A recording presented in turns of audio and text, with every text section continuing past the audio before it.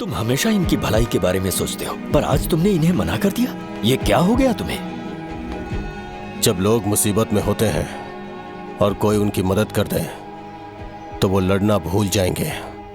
हर बार जब वो मुसीबत में फंसेंगे तो हमेशा हाथ फैलाएंगे। अगर एक ही इंसान के भरोसे बैठे रहेंगे तो वो कमजोर हो जाएंगे। प्रॉब्लम आने पे उन्हें खुद ही फेस करना होगा। किसी और के भरोसे बैठना ठीक नहीं। इस एक नाम ने मेरी जिंदगी खराब कर दी है। कौन है ये रंगा रेड्डी? एक खून जो 25 साल पहले हुआ था। तुम्हें इसके बारे में जानना है तो गांव के बाहर हाईवे के पास सोडा शॉप वाले शिवा के पास जाओ, वही मदद कर सकता है। चल चलते हैं।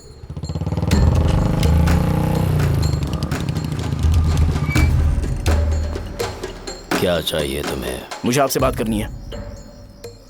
मुझसे बात करनी है? बोलो, क्या बात करनी है? ये रंगा रेड्डी कौन है और वो मरा कैसे?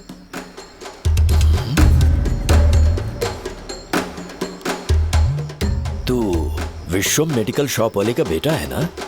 हाँ मैं ही हूँ। अब बताइए कैसे मरा वो? इतने सालों के बाद क्यों जानना है? वो तो मर चुका है। वो मर तो गया है, पर उसकी वजह से मेरी जिंदगी पर असर पड़ा है। बोलिए सर, आखिर वो मरा कैसे?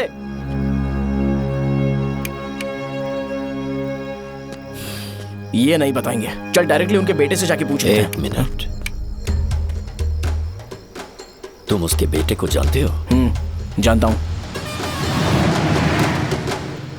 बोलिए ना, कौन है वो? बताइए ना। मैं उसके बारे में बताऊंगा, पर वादा करो कि तुम उसके लिए गंदे शब्दों का इस्तेमाल नहीं करोगे। अगर इंसान अपने लिए ही सोचता है तो वो बस एक आम जिंदगी जीता है, पर अगर कोई इंसान अपने आसपास, अपने समाज के बारे में हमेशा सोचता है तो वो रंगा रेड्डी जैसी जिंदगी जीता है। एक 6 फुट आदमी,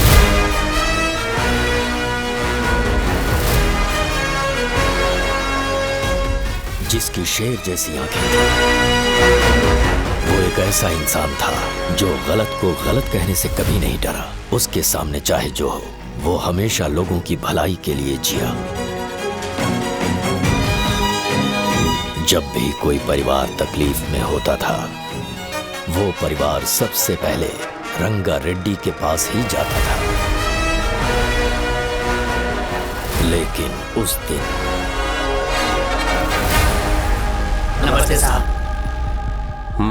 वो लोग हमें गुर्रम सेंटर खाली करने के लिए बोल रहे हैं। तो इस बारे में तुम मुझे क्यों बता रहे हो? इन फालतू बातों से मेरा क्या लेना देना?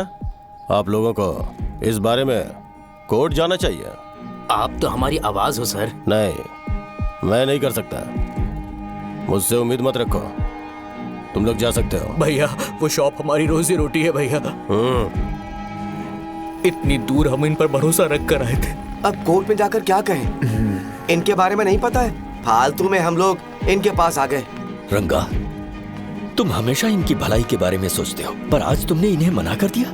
ये क्या हो गया तुम्हें? जब लोग मुसीबत में होते हैं और कोई उनकी मदद कर दे तो वो लड़ना भूल जाएंगे। हर बार जब वो मुसीबत में फंसेंगे तो हमेशा हाथ फैलाएंगे। अगर एक ही इंसान के भरोसे बैठे रहेंगे तो वो कमजोर हो जाएंगे। प्रॉब्लम आने पे उन्हें खुद ही फेस करना होगा। किसी और के भरोसे बैठना ठीक नहीं। चलो चलते हैं। पर कहाँ? मिलने से मिल के आते हैं। चलो। बस 20 दिन ही लगेंगे दुकान खाली कराने के लिए। बस थोड़ा सा बोलना पड़ेगा।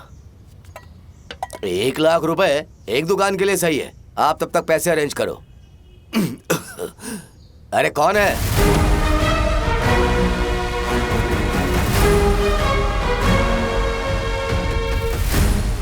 क्या गुरु, तुम ये हल्का सा धुआं नहीं सह पा रहे हो? तो जब 20 शहर में फैक्ट्री बनाओगे तो रोज उतना धुआं कैसे सह पाओगे? रंगा रेड्डी, तुम मेरे मामले से दूर रहो। उठो। अगर तुम्हें चाहिए तो ZP चेयरमैन की कुर्सी ले लो।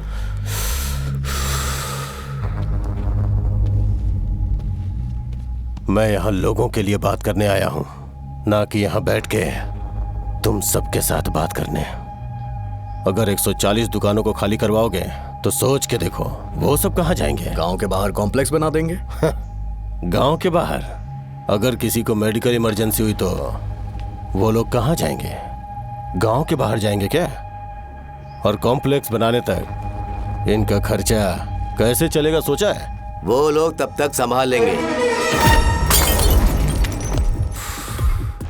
एक बात मैं बता देता हूँ, वो गुर्रम सेंटर में इंटरफेयर मत करो, जिंदगियों से मत खेलो, फैक्ट्री खोल के दूसरों को परेशान मत करो। इस बारे में भूल जाओ, ये मेरी रिक्वेस्ट है।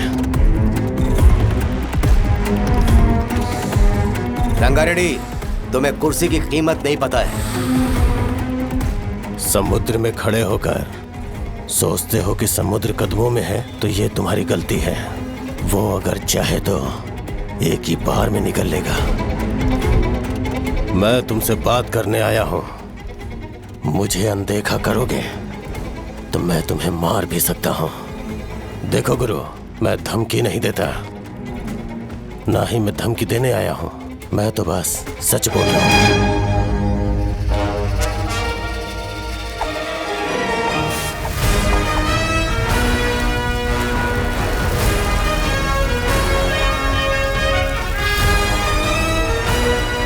भैया वो सारे लोग कोर्ट गए हुए हैं। भैया, इससे पहले की बात बिगड़े, लोगों को बोल दो कि आप फैक्ट्री नहीं बना रहे।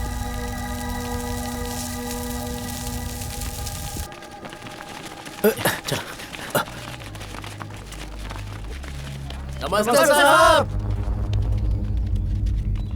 हाँ हाँ हाँ, मुझे लगता था फैक्ट्री खोल के मैं आप लोग को नौकरी की सुविधा दे पाऊंगा। पोल्यूशन के बारे में नहीं सोचा जो आप लोग को सहना पड़ेगा, इसीलिए मैंने सरकार से इस बारे में बातचीत की है और फैक्ट्री का प्लान उनसे बात करके बंद करवा दिया है। बहुत बहुत धन्यवाद आपका।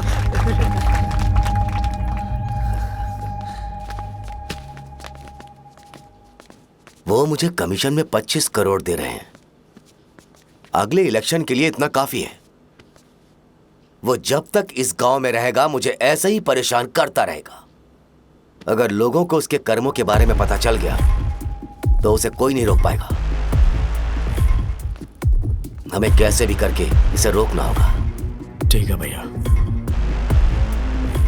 उसे निपटाने के बाद अपनी मूंछ ऊपर कर लेना। अगर मुझे लगा कि तुम्हारे अंदर घमंड दिख रहा है तो मैं वो तोड़ दूंगा।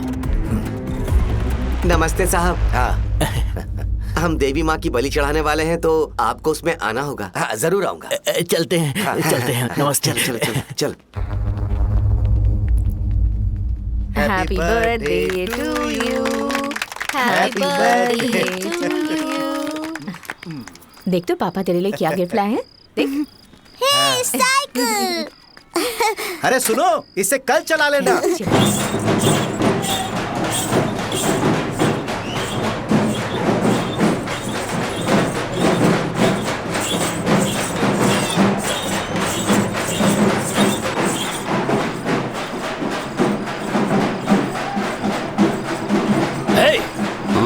पर रंगा वो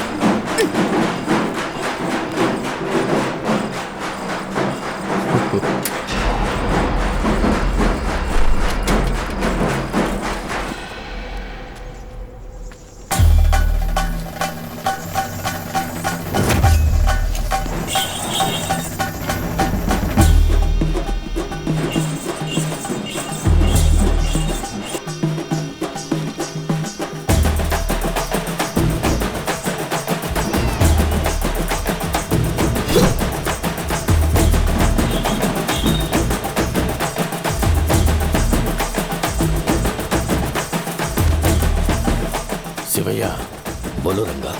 तुम जाओ, मैं आ जाऊंगा। साहजा को साथ लेके जाओ। लेकिन लो, तुम जाओ। यहाँ ठीक है। साजा बेटा, घर चलते हैं। दादाजी आ जाए। चलो।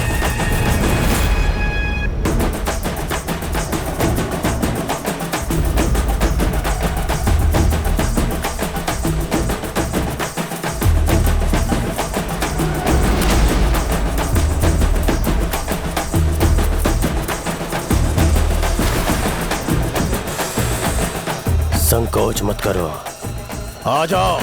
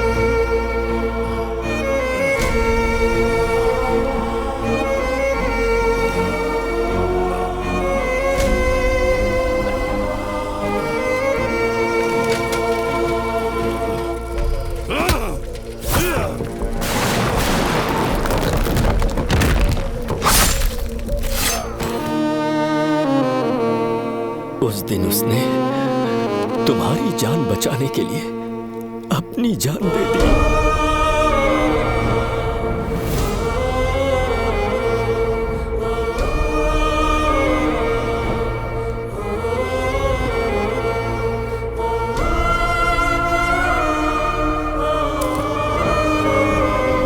ये सारे लोग, एक आदमी जो इनकी भलाई के बारे में हमेशा सोचता था, जब वो मर गया तो उसकी सारी अच्छाइयों को इन्होंने भुला दिया।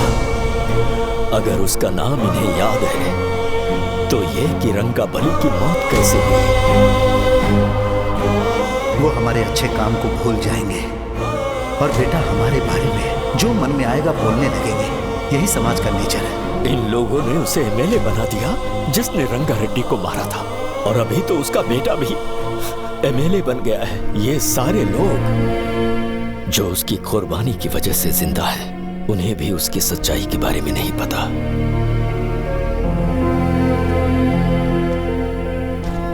उसकी जिंदगी के सारे काम बस लोगों की भलाई के लिए होते थे, पर उसने इस बारे में कभी उन्हें पता नहीं चलने दिया।